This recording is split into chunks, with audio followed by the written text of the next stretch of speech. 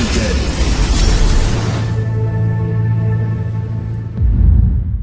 Hello everyone, and welcome back to this 12-part series on the power of your core. Now, as you already know, I'm Dr. Lot from Acupuncture is My Life. Now, in this third part of the second brain aspect of this series, I'd like to delve a little deeper into how your core can be seen as your second brain via the relationship between your central nervous system and your enteric nervous system. But before I get started, I'd like to recommend that you go to www.acupunctureismylife.com to subscribe to the Acupuncture is My Life newsletter to learn more about what Acupuncture is My Life has to offer, as well as stick around to the end of this video to view yet another great core exercise from one of our fitness trainers, Centrella, in which you can do to strengthen your core at home. Now, when it comes to your core being considered as your second brain, let's take a quick look at the functions of both your brain and the central nervous system, and your core and the enteric nervous system, and how acupuncture can align both to bring balance between the two. Now, you see, your central nervous system consists of both your brain as well as your spinal cord, which controls most functions of the body and the mind. Now, the brain, which lies at the center of our thoughts, is heavily responsible for interpreting our external environment. The brain is very important as an organ that controls your thought processes, your memory, emotions, touch, motor skills, visions, breathing, and even temperature, along with attention and concentration, self-monitoring, organization, speaking, motor planning, which you would say would include initiation. Now, other functions of the brain would include awareness of abilities and limitations, personality, mental flexibility, as well as inhibition of behavior, and so on. Now, let's discuss the functions of our core. But before jumping into it, as I've stated in an earlier episode, I'm not just referencing your core as the center of your body that functions to stabilize your trunk to allow for the smooth functional movement of your arms and your legs, as well as a system of muscles that make up our torso that allows us to also stabilize our shoulders. I'm also including the digestive system as part of our core as well.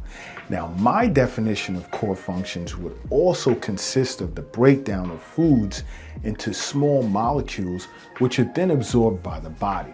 You see, this all begins with ingestion, which is the process of eating, and then propulsion, which is the movement of food along the digestive tract. Then there's the secretion of digestive enzymes, which I will get into in the next episode on the power of your core.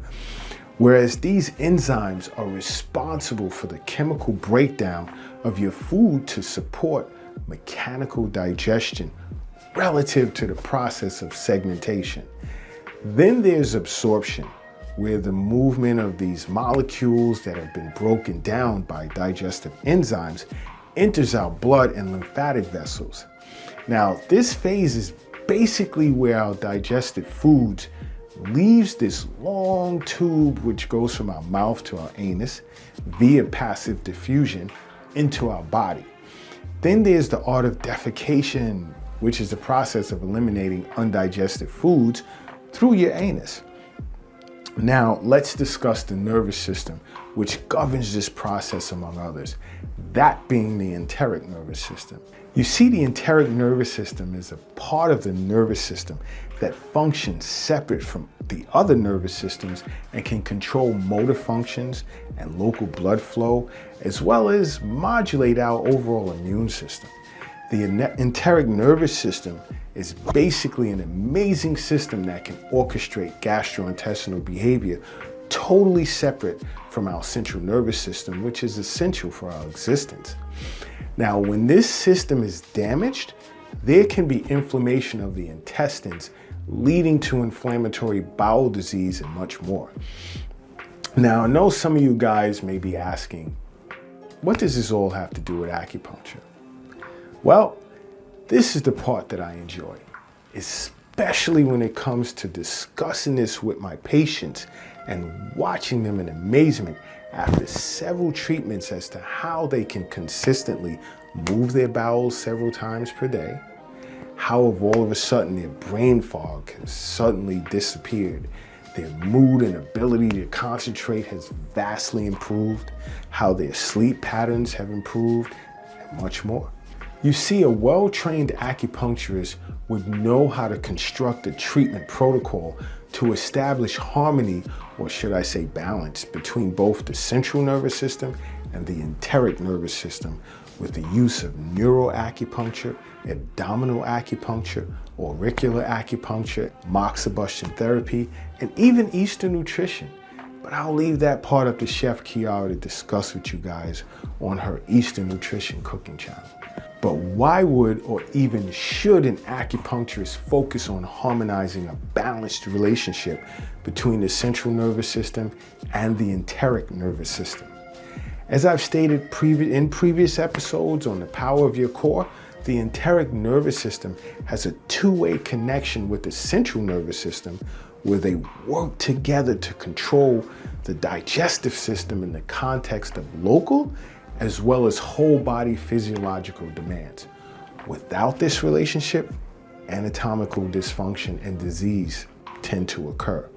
So because of the enteric nervous system's degree of autonomy, it is oftentimes referred to as a second brain, so to speak.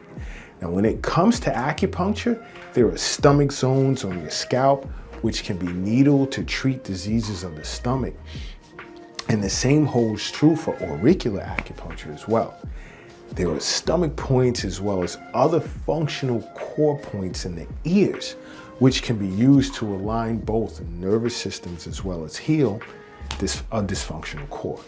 Now, abdominal acupuncture is super awesome for strengthening the function of our core, along with one of the most powerful acupuncture points on the human body, which is called Zusan Li, as well as core exercises. And speaking of core exercises, here's another great exercise you can do to strengthen your core, presented to you by Centrella.